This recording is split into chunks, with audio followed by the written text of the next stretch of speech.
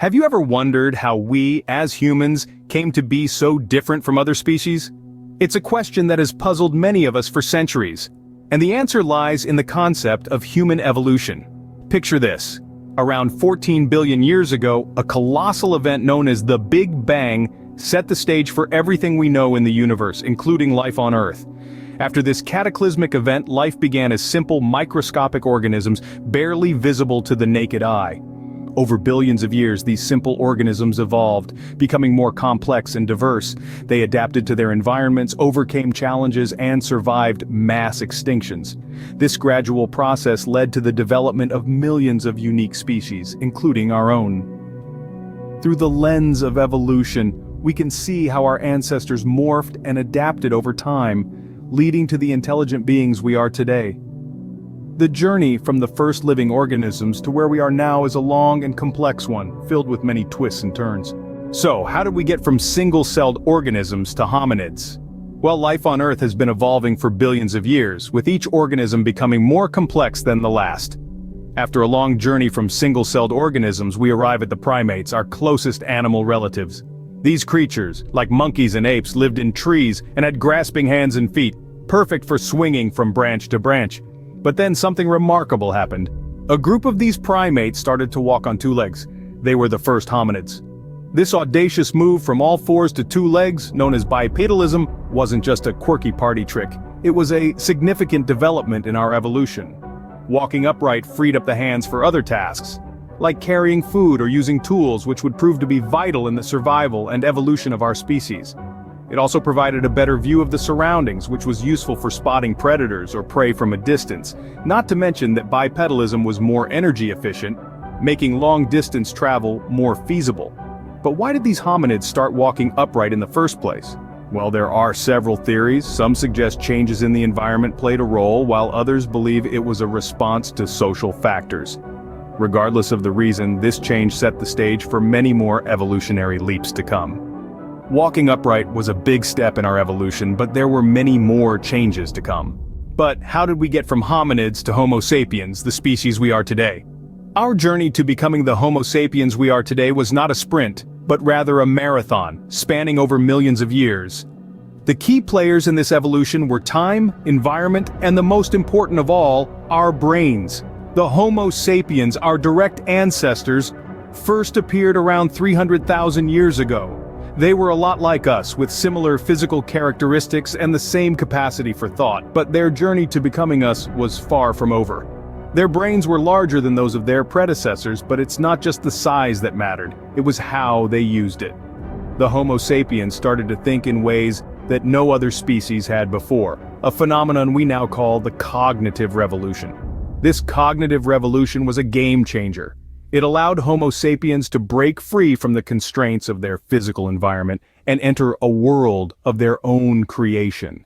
They began to communicate in complex ways using symbols and language. They could imagine things that didn't exist, plan for the future, and remember the past. They could cooperate in large numbers, something that no other species on Earth could do. This cognitive revolution wasn't a one-off event, but rather a slow and steady process that happened over tens of thousands of years. It transformed Homo sapiens from just another species struggling for survival into the architects of their own destiny. The development of complex societies was the next big leap. Instead of living in small nomadic groups, Homo sapiens began to settle down. They formed large, organized communities, cultivating the land and domesticating animals. This was a radical shift, setting the stage for everything that was to come: civilizations, empires, science, art, technology, and everything else that we associate with being human. The cognitive revolution was a turning point in our evolution, setting the stage for the development of complex societies. This revolution has not only shaped us but continues to shape our world, even today. So, we've evolved into Homo sapiens, but how do we go from hunter-gatherers to farmers? Let's dive into the era of the agricultural revolution, a turning point in human history that occurred around 10,000 years ago. This revolution was not about fighting wars or overthrowing rulers, but about how we interacted with the world around us. It marked our transition from being nomadic hunter-gatherers to settled farmers. Imagine living your life constantly on the move, searching for your next meal, never knowing if you'll find enough to feed your family. This was the reality for early Homo sapiens. But then something shifted. We began to understand that we could manipulate the environment to our advantage. We discovered that we could plant seeds, wait for them to grow, and then harvest the food. We could domesticate animals, providing a consistent source of meat, milk, and hides. The advent of farming meant we no longer needed to wander in search of food.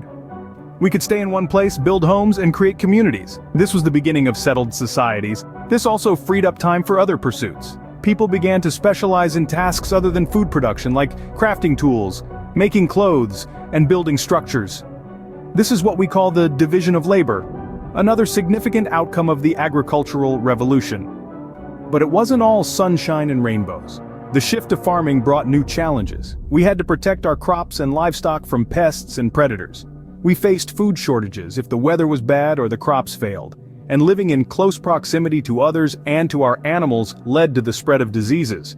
Yet, despite these challenges, the agricultural revolution was a game changer. It allowed us to control our food source, leading to population growth, the development of complex societies, and ultimately, to the world as we know it. The agricultural revolution dramatically changed the course of our evolution and led to the development of the societies we know today. Now, we've reached the modern era, but are we still evolving? Let's dive into this intriguing question. The evolution of modern humans is a narrative filled with shifts and turns, both physically and cognitively. Physically, we've seen changes in our stature, our brain size, and even our immune systems. Our ancestors, the early Homo sapiens, were more robust, with a larger brain size compared to us. However, over time, our bodies have become more streamlined, our brains smaller but more complex, and our immune systems have adapted to new environments and challenges. Beyond these physical changes, we've also seen remarkable cognitive evolution. Our ability to think abstractly, solve complex problems, and create sophisticated tools has skyrocketed. We've developed language, art, mathematics, and a host of other intellectual tools that have allowed us to shape the world around us in unprecedented ways. These cognitive leaps have not only shaped our societies, but have also played a significant role in our continued survival and dominance on this planet. But what about ongoing evolution? Are we still changing? The answer is a resounding yes. While we might not see drastic physical changes like our ancestors did, we are still evolving. This evolution is more subtle, more nuanced. It's about how we adapt to our environment, how our genes respond to new challenges, and how our brains continue to develop and learn. Modern medicine and technology have certainly influenced this process. With advancements in gene editing and other medical technologies, we're not just passive recipients of evolution anymore. We're actively shaping our genetic destiny. It's a new chapter in our evolution, one where we're the authors. So, where does this leave us? What does the future hold for Homo sapiens? Well, it's hard to say. Evolution is a slow process, and predicting its path is tricky. But one thing is certain, we're not the end of the line. We're a work in progress, a species in flux. Evolution is a continuous process, and it's exciting to think about what the future might hold for our species. We've covered a lot of ground today, so let's take a moment to recap. We embarked on an incredible journey, beginning at the dawn of evolution, a time when the universe was still young and life was but a spark waiting to ignite. As the cosmic clock ticked on, the first hominids emerged, setting the stage for an evolutionary drama that would span millions of years. These hominids, our ancient ancestors, gradually evolved into Homo sapiens, beings of thought and emotion, capable of crafting tools and creating art. They were the first to look up at the night sky in wonder, the first to ask the question why. And then came a turning point in our story, the agricultural revolution. This was a time of great change, when humans transitioned from wandering nomads to settled farmers. We learned to harness the power of nature, to plant seeds and reap the fruits of our labor. This shift laid the foundation for the complex societies we live in today. Finally, we looked at ourselves, the modern human. We marveled at our achievements, at our capacity for creativity and innovation. Yet we also acknowledged our flaws, our capacity for destruction, and our ongoing struggle to understand our place in the universe. Remember, evolution doesn't stop. Life continues to adapt and change. We are a part of this grand narrative, this ongoing story of life. Who knows what the future holds for us? Thank you for joining this crash course on human evolution.